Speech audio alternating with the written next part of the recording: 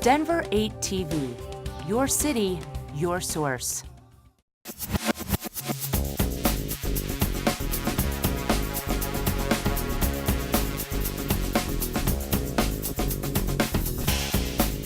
Good morning. Can I hear good morning? Good morning. All right. Thank you everybody for coming and welcome to the newly renovated Johnson Habitat Park. I'm Lori Dannemiller, the Executive Director of Denver Parks and Recreation. Today is a very special occasion. We're about to cut the ribbon on this wonderful new outdoor recreation and learning space. You might not know this, but this was once the few sites in Denver where you could actually, it was actually legal to dump your trash. Okay, legal to dump your trash. Families would come and bring all of their garbage and dump it here, and it was legal. Obviously, that was a long time ago, and I'm not going to say how long ago, but I did hear Mr. Shoemaker say he remembers that. So it must have been a long, long time ago, right? Today, I'm so proud to be able to say we're going from a landfill to a landmark status. That's what I believe about today. The work that we've done here and our partners have helped us complete represents one of the most comprehensive projects in our $25 million River Vision implementation plan. 5 separate projects designed to improve the South Platte River. And of course, nothing like this gets done in a vacuum. We could not have done it without some of our great partners who are with us today, including Great Outdoors Colorado, GOCO, who we'll hear from in a minute. The Greenway Foundation, of course, Urban Drainage and Flood Control District. But it also takes an amazing design and planning team. And I want to thank our external design team, Icon Engineering. Can you raise your hands if you're here? Thank you so much. DHM and Capital representatives for coming up with the beautiful vision of the park behind us. I also want to thank our construction team, ECI Construction Management and Colorado Total Maintenance. There were some challenges, especially with the weather, you can imagine these past months, but the park looks great and I can't wait to get in there and see the finished product. I also want to take a minute to thank our internal team. Gordon Robertson, the head of planning in our division, and Doug Woods, the head of maintenance, and everyone from your team, please wave your hands and be recognized. A monumental effort. Their hearts and souls are truly in this River Vision plan. I also want to take a minute to recognize Mike Bouchard. Where's Mike? If you guys have been working on this effort, you know this rock star in our department. He has been living and breathing the River Vision implementation plan he started with us about 2 years ago. He's been a wonderful proponent for the river and restoration work, and he's worked tirelessly to make sure that we're making this project come in on budget and on time. I'd like to now introduce Peggy Montano from Great Outdoors Colorado to say a few words. Well, good morning. I am from Great Outdoors Colorado, and I have the honor of representing the city of Denver on the GOCO board. So I'm here to congratulate Denver Parks and Recreation on the completion of this incredible park. When I saw these young people arrive, I asked them what school they were from, and they said Val Verde. So I told them when I said Val Verde, they had to cheer. So welcome, Val Verde! This is the future of our city and the future of our parks. For those of you who are not familiar with GOCO, we receive lottery funds every year. We invest them in parks, trails, river corridors, wildlife, and open space.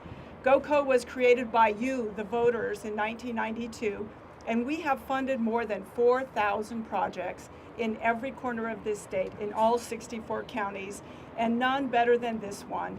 We've invested about $20 million in the South Platte River corridor, so that's your lottery dollars coming back to work for you. And Johnson Habitat Park will serve as the unique example of what's possible with great vision, community leadership, and as the mayor and I were just saying, the power of will. You will get it done. We are thrilled to be able to provide Denver residents and our youngsters with a community space to enjoy nature. One of GOCO's targets, and one of the things we have really worked on in the last few years, is investing our children with their own vision of what Colorado is. with the vision of nature and the experience of nature. And that's what this park will help us do. We're honored to have done so, and we thank you for having us here today. I want to congratulate the City of Denver, the Greenway Foundation. I know Jeff is here somewhere. And thank you all for being here. And I want to ask the kids, I saw you all playing over there. Did the playground structure pass the test? Is it good? Yeah! Okay, great. Thank you very much. Thank you, Peggy, and thanks, Great Outdoors Colorado. I know I made a joke about his age earlier, but really our next speaker, Jeff Shoemaker, and the Greenway Foundation have been ideal partners for this project, specifically for the department and for many projects for several decades. His work and his family's work to restore the South Platte River is unmatched and has contributed so greatly to the beauty and the restoration of this resource that we have. Please welcome Jeff Shoemaker.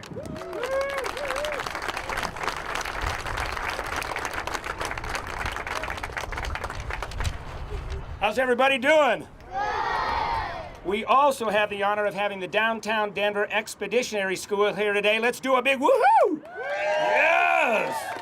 There is no possible way that any person on the face of this planet is any happier than Jeff Shoemaker is today. What a dream come true this day is. What a magical place, and Lori is right. There were 5 landfill dump sites along the river when I was growing up, when I was your age, in your age. 5 of them on the river, 3 of them on Cherry Creek. Different neighborhoods had their own place where they got to take excess trash and dump it on the river. And this very site is where my father and I came every other Saturday and dumped on the river like millions of other people did. And look at the transformation today. A quick spot of history. 2007, there was an absence of a new vision for the South Platte River. That vision was created in 08, 09, and 2010. But there was no money. As Gordon Robertson will remember, we went into Development Council and we said, we got a great idea for you, but we need money. And now, 3 years after that, $25+ million has been dedicated to 5 current sites with 3 more in place. And every one of these projects has the following 4 components to them: environmental enhancement, recreational opportunity, water quality benefit, and thank heavens for flood control safety measures as well. And they all intertwine. You'd never know that because it all just looks like a great, great park. $25 million of funding, 19 sources, federal, state, regional, local, private, municipal, philanthropic, all there. And you heard about Denver's commitment, you heard about Urban Drainage's commitment, you heard about GOCO's commitment. Stacy Erickson is here, and EPA is also a large funder of this project. So Stacy, thank you, and everybody at Region 8 very much. I want to speak now to the funds that came directly into the Greenway Foundation, because without those, as well as the others that Lori mentioned, this park would not be a reality today. We received funding on different projects from Shattuck remediation funds that they're being used downriver just a little bit, and they're going to take a section of the river and make it even healthier. In terms of this very site, Gates Family Foundation. I don't know if Tom Goujon or Beth Conover are here. If you are, raise your hand and wave. And if not, we'll thank them anyway. Where are they? There she is. Thank you. The El Pomar Foundation down in Colorado Springs. We've got Nicole Soto and Cecilia Crossan. I hope they're here today. They're a long-standing supporter of the foundation. Helen K. and Arthur E. Johnson Foundation. I don't know if Jack Alexander, their ED, is here today, but the reason this building is here, the very first improvement to this park was in 1989, thanks to the Johnson Family Foundation, and here they are yet again today. We have the Eleanor and Edmund Quick Foundation. Their chairman, Kip Stastny, is here today, somewhere in the room. Kippy, where are you? He's somewhere here. He's probably ducking. And then we've got 2 very special people, Phil and Marcy Munisher, and their fund, and what they've done. If you like the mural that's going on, and Michelle Brown is somewhere around here painting it, if you like this transformation, that's because of Phil and Marcy, as well as numerous improvements inside the building.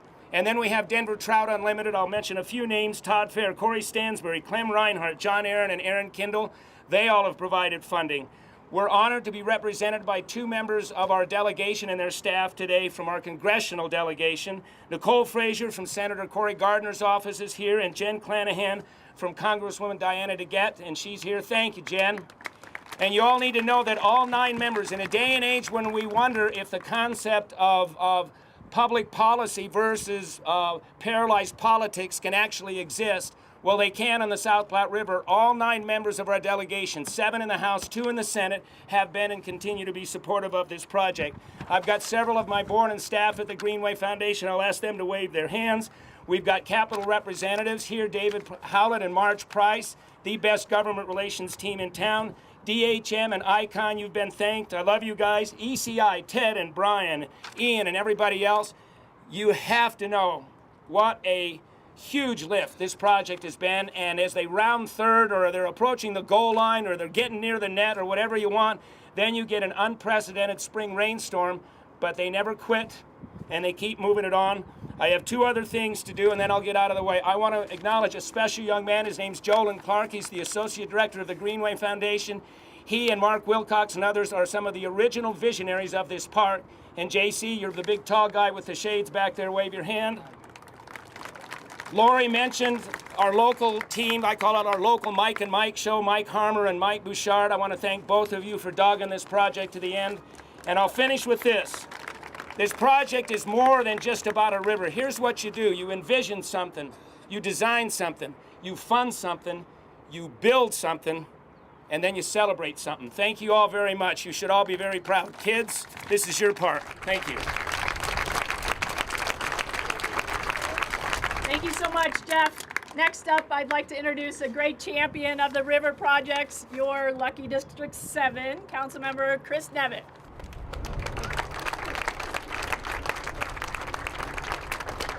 Thank you. Thanks, everyone. This is a fantastic day, and it's so great to be able to celebrate this kind of achievement here. What do you know? It didn't rain today. So Jeff Shoemaker is always a tough act to follow, but I think I will wax a little bit philosophical since all he did was thank people. Actually, one group that he did not thank, and it's important to thank, is the surrounding community. The Athmar Park neighborhood, the Overland Park neighborhood. These are neighborhoods that spent a lot of time and a lot of energy working on the plans with us, spending many hours. They're not being paid while we're being paid to figure this out, and their participation is vital to getting this done. They've been champions all along. They're still champions, and now they're going to get to enjoy it. So I want to give a shout out to them. So Lori Dannemiller alluded to this. You know, Denver was founded on the South Platte River. This is our birthplace of our city. The high Colorado Plains are a desert, and the South Platte River is a river of life. And we founded our city on the banks of the South Platte so that we could live here too. And we have lived here. We have done a fantastic job. Look at our city. I am confident that our mayor is going to talk about how all this work fits into the future of our city, and our future is bright. But about 100 years ago, we turned our backs on this river. We turned our backs on it. And I'm not just speaking metaphorically. We turned our backs and dropped our drawers and did our business in this river. And we kept doing that. We kept doing it. Decade after decade, we did our business in the river. As Lori pointed out, as Jeff pointed out, this isn't the banks of the South Platte River. This is a landfill. The river used to be here. And we dumped our trash and dumped our junk and pushed the river that way. This is a sin, and it's a sin that is repeated in cities across America. It's a unique urban sin. And with all sins and sinners, the path to salvation is often paved by a single messianic individual. And that individual is Jeff Shoemaker's dad, Joe Shoemaker. When no one else cared, he did. And he led the way, built support to take this river back, to turn it into something more than an open sewer, turn it into something that we wouldn't just enjoy, but would respect. And for that, we owe an eternal debt of gratitude to Joe Shoemaker. He gave us the restoration of our river. He also gave us Jeff as his conscience to keep us on the straight and narrow. Yeah, right. So this is, I think this is our absolution. This is representative of our salvation as a city. We are atoning for our sins. This was a very expensive enterprise. Tens of millions of dollars we have to invest to get back to a river that we used to love. But those are the wages of sin. We are now in the stage of salvation. And to tell you what salvation looks like, I want to turn it over to our mayor, Michael B. Hancock.